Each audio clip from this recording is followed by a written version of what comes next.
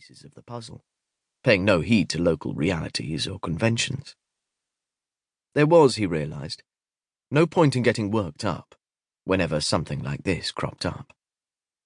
The often arbitrary requirements of these self-centered bureaucrats meant it was all but tradition for the process to require a series of all-nighters.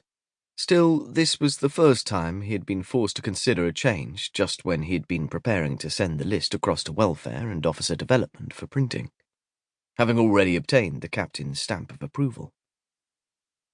There was also the fact that it was not simply due to the whim of some career bureaucrat, but rather the reprehensible actions of a captain, someone who was supposed to be on the same side. It was enough to stoke even Futawatari's anger. Have him sleep it off somewhere, maybe licensing or training. Futawatari dragged his mouse across the organizational chart on the screen, searching for a suitable destination. Whenever a frontline member of the executive did something to cause a loss of face, it was usual to reel them in to some out-of-sight post in headquarters, to box them up and let them cool off for 4 or 5 years. You had to avoid transfers that were an obvious step down. That would risk catching the attention of the press. And Futawatari realized that some of the veteran reporters knew the inner workings of the force better than many of the officers themselves. That brought the danger that the transgressions would be made public. Fortunately, it was a particular strength of personnel to nurture posts that were both impenetrable and obscure, enabling transfers that were recognizable from the inside as punitive, yet justifiable to the outside as existing to strengthen Department X or Y. What would be the best move? Assuming, then, that the captain was bound for licensing or training, the next step would be to transfer a suitable management-level officer to the newly vacant position in Station S. A straight swap would be preferable, but it would be too big a step for the current chief of licensing to assume a captain's post. Even more of a problem was the chief of training. His age and experience were good, but his hometown was in the station's jurisdiction.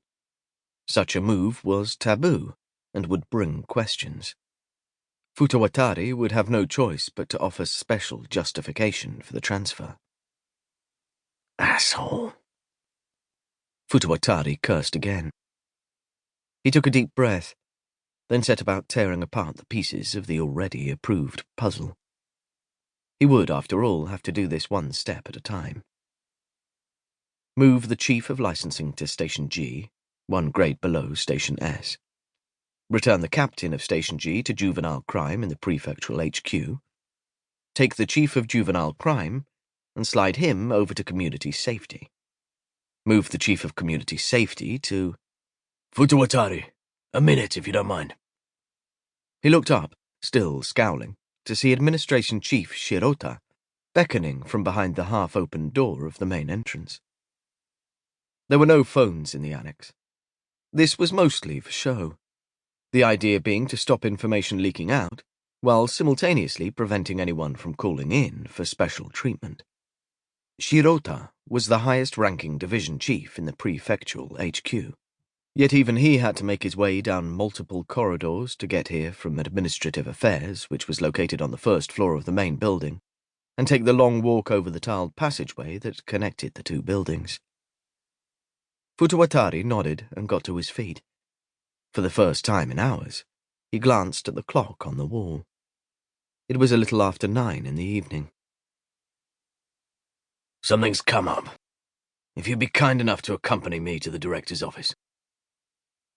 That Shirota was frowning was obvious even in the dim light of the corridor. Trouble? Sir, if this is related to the captain, I've already started. Futawatari stopped part-way through the ill-considered sentence.